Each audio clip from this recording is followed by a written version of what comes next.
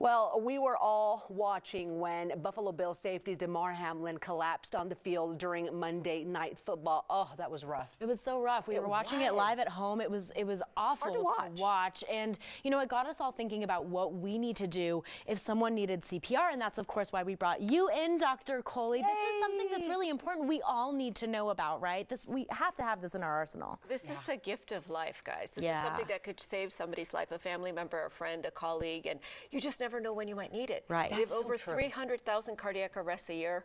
So it's possible during the course of your life that you could, you know, save somebody's life if you know CPR. Okay. That's exactly right. Now, Dr. Kohli, what happened on the field during that football game? What was your initial reaction to that?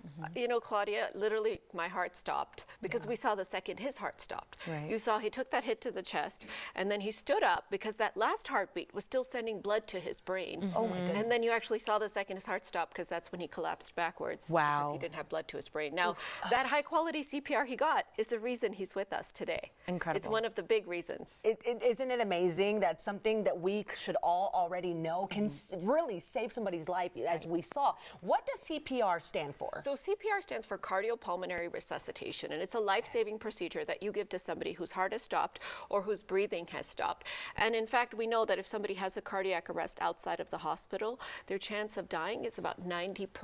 Wow. But if you give them that high-quality CPR, you can double or triple their survival. Oh my goodness. Okay, so Dr. Kohli, we've seen people perform CPR before. I feel like I've seen this, you know, whether it's on TV or what have you. What exactly is happening when we're performing CPR? Yeah, so when your heart is pumping blood to your brain and then it stops, you stop getting blood to your brain and to your other organs. So you're essentially replacing the heart. Okay. You're compressing the breastbone against the heart, which sits right underneath, and you're actually pushing that blood out because the pump itself has stopped.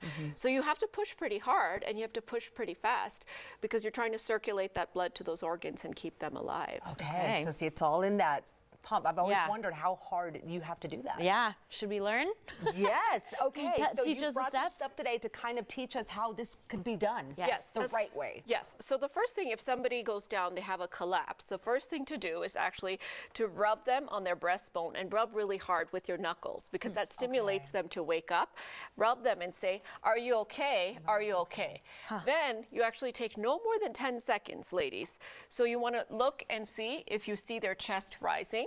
You might want to put your finger over their mouth to see if you can feel any breath. And you want to feel their carotid pulse. So each of us should know where our carotid pulse is so that we know that we can feel it on somebody else to see if there's any circulation. 10 seconds, no sign of life. You get on the chest and you lock your elbows, you interlace your fingers, and you get in between that breastbone. And you want to use your entire upper body weight here, and you want to compress that breastbone at least 2 inches, but no more than 2.5 inches. And you want to do it pretty fast, so 100 to 120 times a minute. So I'm going to ask you, Danny, to give me the beat of Staying Alive. Oh gosh, okay. Staying alive, staying alive. So see how fast I'm going. I'm a great singer. Which means it's fast. that if I'm doing it right, I'm getting tired. Right. So every few minutes, we need to rotate. So while I'm on the chest compressing, I say, Danny, you call 911.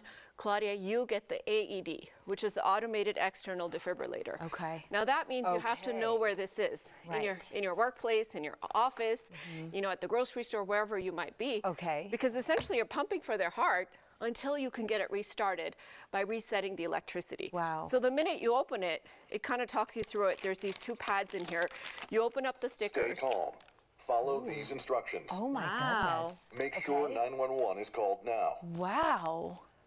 Oh my goodness. Begin by exposing patient's bare chest. Remove or cut clothing if needed. Wow. So it tells you exactly what to do. So as soon as you have that bare chest, you actually want to get these 2 stickers on. One goes up here.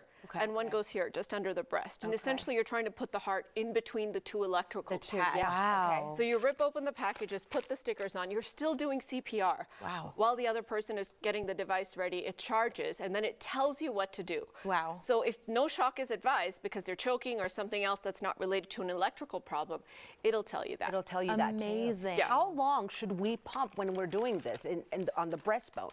So you want to pump at least for 2 minutes continuously. Continuously. And then wait and see what the defibrillator okay. tells you. Now, one thing that people have been nervous about is giving mouth to mouth to a stranger. Yeah. And so the American Heart Association has really given a push, especially in the era of COVID, to say that if you're not comfortable, if it's somebody you don't know, don't not do CPR, just do compressions only. Okay. Now, if it's a family member or a loved one who you are comfortable with, then every 30 pumps gets 2 rescue breaths. And the way you do the rescue breaths is you pinch their nose, you tip their head back, you purse your lips over theirs, you basically blow in some oxygen. Blow in some oxygen. Into their mouth. Amazing. Well, with COVID and everything, I would still do it. just I'd to still try do to it save too. somebody's Yeah, life. you want to be able to save someone's life. So now I want to see what you want guys to see have us learned. do it really so let fast? me see. Okay. Go ahead, Danny. All right. Here we go. Ready? Yes. Lock those elbows, Danny. Ooh, okay. Okay, and you're pushing, and Claudia, give me that beat. Boom, boom, boom. It's almost like a Staying heartbeat. alive. Staying alive. Ooh. Good job. Oh man. Okay. I hope I saved Hey, her life. I hope she's around, or Miss Dr. Ann. Kohli if She's something awake ever now. goes. Okay, everyone. Kohli, thank Certainly you. something we all need to know. Yeah. You never know when you may need it. And if you have a topic or question for Dr. Kohli, you can message us on our Facebook page, Colorado and Company on 9 News. Your topic may just end up on the show. Thanks so much, Dr. Kohli.